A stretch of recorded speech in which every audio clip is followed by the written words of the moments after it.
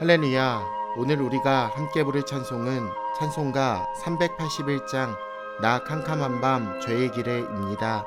이 시간 함께 1절로 하나님을 찬양하며 나아가겠습니다.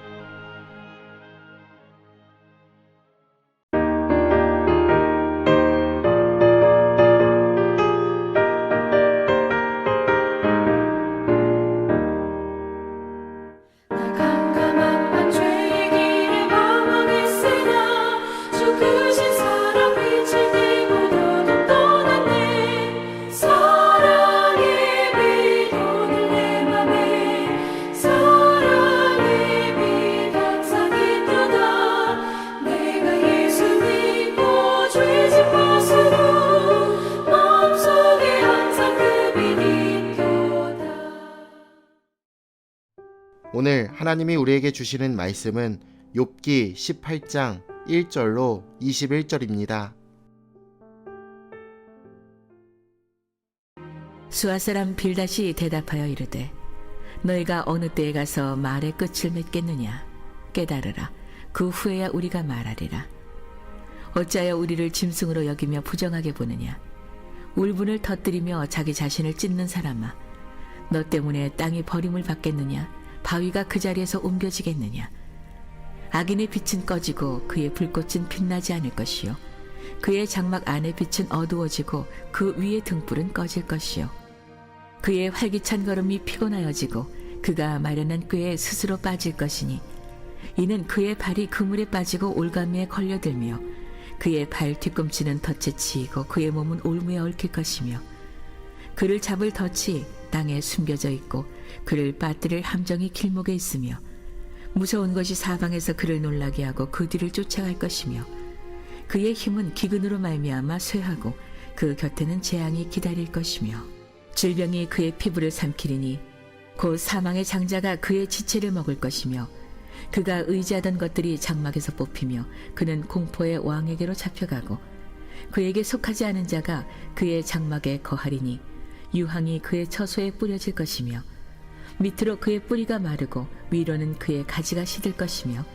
그를 기념함이 땅에서 사라지고 거리에서는 그의 이름이 전해지지 않을 것이며, 그는 광명으로부터 흑암으로 쫓겨 들어가며 세상에서 쫓겨날 것이며, 그는 그의 백성 가운데 후손도 없고 후예도 없을 것이며, 그가 거하던 곳에는 남은 자가 한 사람도 없을 것이라.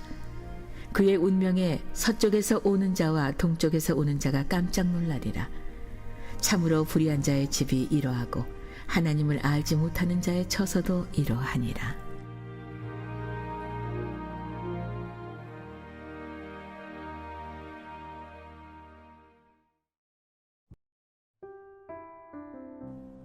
악인들은 하나님을 알지 못하기에 소망 없이 멸망을 당합니다.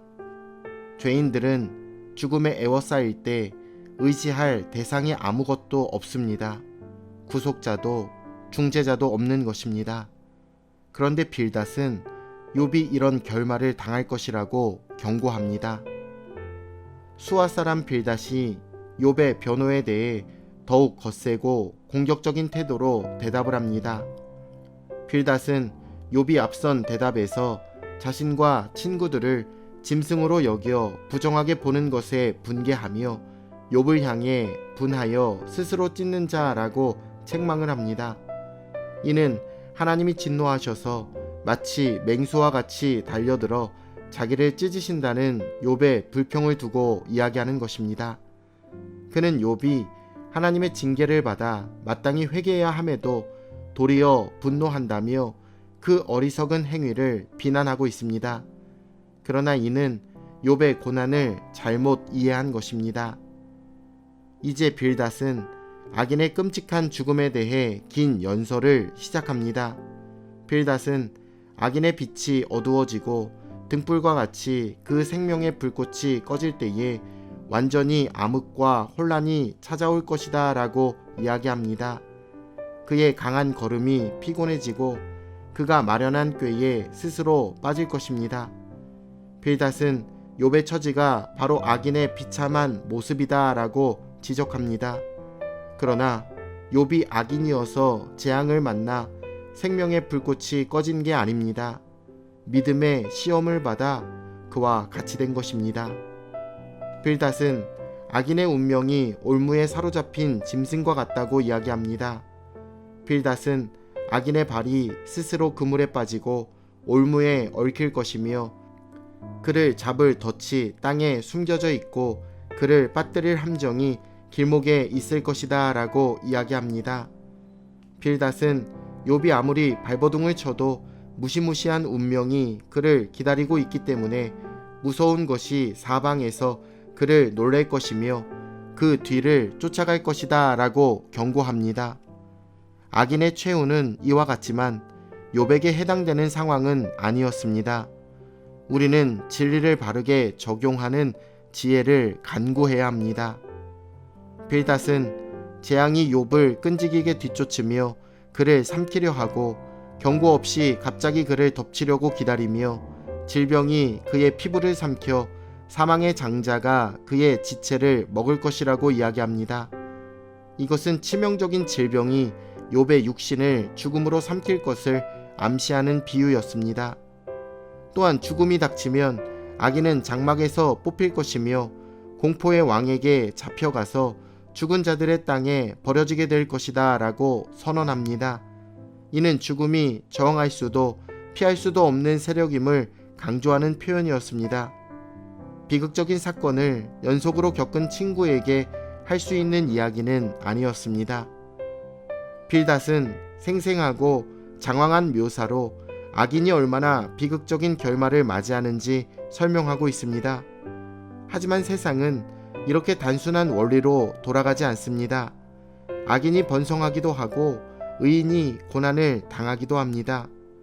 특히 예수님이 이 땅에서 당하신 고난과 죽음은 빌닷의 논리로는 도저히 설명이 되지 않습니다. 오히려 예수님은 죄가 없으셨기에 완전히 의로우셨기에 흠이 없는 제물이 되시기에 합당하셨습니다. 우리는 하나님이 죄 없는 독생자를 죄인인 우리를 위해 내어주셨음에 항상 감사하고 겸손해야 합니다. 우리는 빌닷의 세계관이 단순히 편협하다고 여깁니다.